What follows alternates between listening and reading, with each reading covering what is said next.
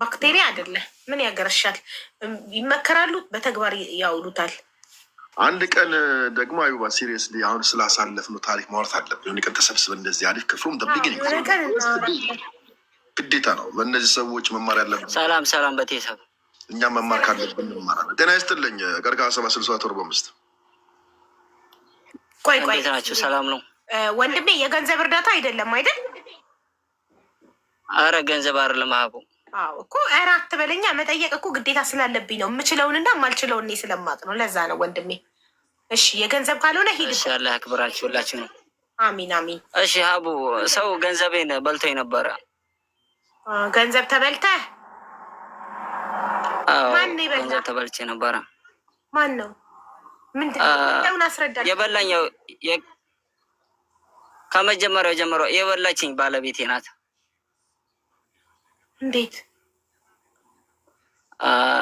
ያኔ ከመጀመሪያው መናገር ካለብኝ ከመጀመሪያው ልናገር። ከመጀመሪያው ነው ግዴታ። እኔ ከመጀመሪያው ካልሰማው ነገሩ አይገባኝም። ከመጀመሪያው ሰምቼ አዳምጬ አንተ ከተበደልክ ከጎንክ እቆማለሁ። እሺ ሀቡ፣ እኔ በመጀመሪያ ልጅቷ ጋራ የተዋወቅ ነው አገር ቤት ነው። ገብተሻል? እሷ ክርስቲያን ነበረች፣ እኔ ሙስሊም ነበር። ሃይማኖት አይጠራም እዚህ ቤት። የተለያየ ሃይማኖት ነን ብቻ ማለት ነው የሚቻለው። ሃይማኖት አይጠራም እዚህ ቤት እኮ የተለያየ ሃይማኖት ተከታይ። ስለዚህ እሺ፣ አሁን ወደ አንድ መተን በአንድ ጎጆ እየኖር ነበር አገር ቤት ማለት ነው። እና በአንድ ጎጆ እየኖር በሀገር ሰላም ምክንያት ሁለታችንም፣ እሷ ከሀገር እያለን ነብሰ ጡር ነበረች። ከሀገር ሳንወጣ ነብሰ ጡር ነበረች እና በሀገር ሰላም ጉዳይ እኔ ከሀገር ልወጣ ነበረ፣ በእግሬ ልመጣ ነበር ነው ወደ ሳውዲ ልሄድ ነው እንደዚህ እኔ እናቴ ጋር ላስቀምጥሽ ስላት፣ አይ አንተ የምትሄድ ከሆነ አንተ ጥለኸኝ የምትሄድ ከሆነ እኔ ራሴን ነው የማጠፋው። ያላንተ ማን አለኝ? እኔ ቤተሰቦችን ሁሉ ርቄ አንተ ጋር እየኖርኩኝ ማንም ሊያስጠጋኝ አይችልም፣ ማንም ደግሞ እንዳንተ ሊሆንልኝ አይችልም። ስለዚህ አብሬ እሄዳለሁ ስትለኝ፣ አይ እኔ ነብሰ ጡር ስለሆንሽ አንቺን ይዤ መሄድ አልችልም። ደግሞ እኔ ስለመንገዱም ስለምንም ነገር አላቅም፣ የሚደርስብንን ነገር ስለማላቅ ሰፖርት የሚያደርገኝም ወንድሜ ስለሆነ አቅምም ላይኖረኝ ይችላል አልኳት። ገብተሻል? ደግሞ በባህር ስንመጣ ያው ብዙ ገንዘብ ያስፈልጋል። በዛ ላይ ነብሰ ጡር ናት። በዛ ላይ ስለመንገዱን የምንም የማውቀው ጉዳይ የለኝም። ሲወራ እንኳን ሰምቼ አላቅም በዛን ሰዓት። እና እንደዛ ባልኩበት ሰዓት እኔም ጊዜ የለኝም ነበረ ቆም ብዬ ማስብበት። ልጅቷም ራሴን አጠፋለሁ ብላ ስትገለገል ጎረቤቱን ምንም ሲይዛት መምጣት ስላለብን አገር ቀይረን ካለንበት ቦታ ግድ ሀገር መቀየር ስላለብኝ አገር ቀይረን ላሳምናት ሞከርኩኝ። ኮምቦልቻ ሁሉ መተን ገንዘብ ሰጥቼ ላሳምናት ሞከርኩ። ጨራሽ በቃ ከአንተ ተለይቼ እኔ መቀመጥም አልፈልግም፣ የማይሆን ነገር ነው፣ የማይታሰብ ነገር ነው አለችኝ።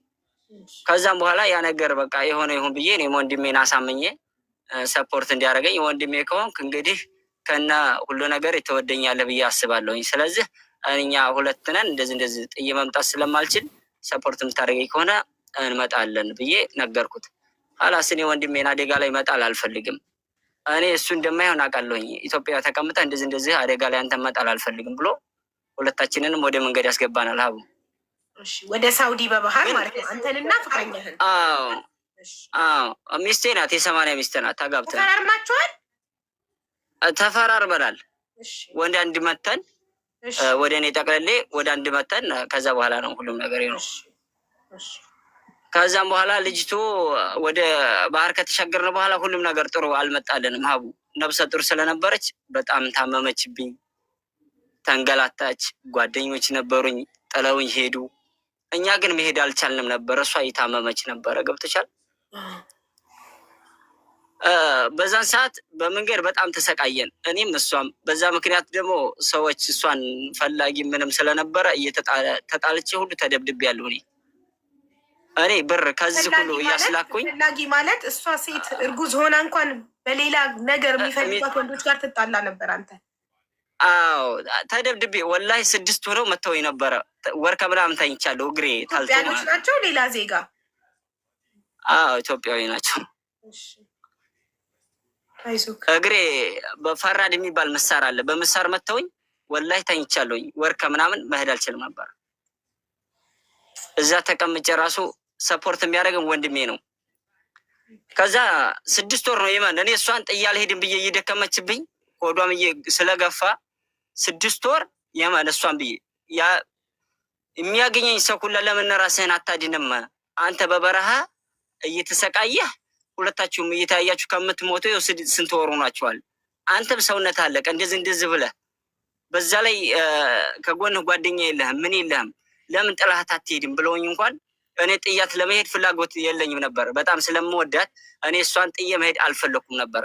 እሷ የሆነችውን እሆናለሁ ብዬ እንኳን ሌላ ይቅርና ስንት ነገር ጥይት እየተኮሰ ወረበል ከአባ አብሬያት ከላዩ ላይ ታኝቼ ፍንጣሬ ደረቴን ድንጋ ማለት ነው ወላሂ ድንጋ ደረቴን መቶኛል። ወላሂ እኔም ታይ ብዬ ግን ያን ሁላ ነገር ሆኜ 6 ወር ታግሼ መንገር ላይ 5 ድንበር ላይ 5 ተመልሰን በ6ኛው ነው ይዣት የገባሁት ብቻችንን ማንም ሳያግዘኝ።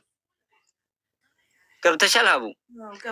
ግን በዚህ ሰዓት እኔ ልክ ሳኡዲ በገባች ያ ሁሉ ነገር አልፎ ሳኡዲ ገባን። አልሐምዱሊላህ ረቢል ዓለሚን 21 ሺህ ሪያል ፈጅተን የገባነው እየታከምን ስንታ 21 ሺህ ሪያሉን ማን ከፈለ?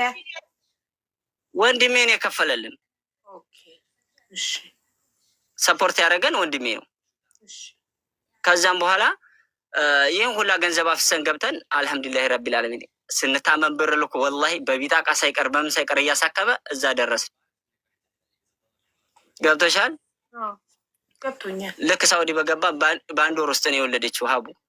ወላሂ አልሐምዱሊላህ ረቢል ዓለሚን ቤቷ ዶክተር አስመጥቶላት እኔም ወደ ገጠር ወጣ መስራት ስላለብኝ እሱ ገንዘቡን ሁላኛ ላይ ያፈሰው ስለጨረሰ ገንዘብ የለውም ነበረ።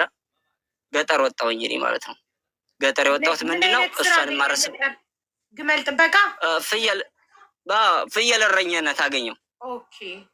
እሺ ፍየል እረኝነት ወላሂ የሁለት ሰው ስራ ስሰራ ነበር። ቋንቋም አልችልም ሲያንከለክሉኝ ሰውዬ ስልኬን ሁላ ሰብረውብኛል።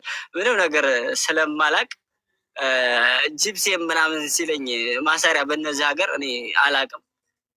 ጂፕሴም ምናምን ሲለኝ እኔ ደግሞ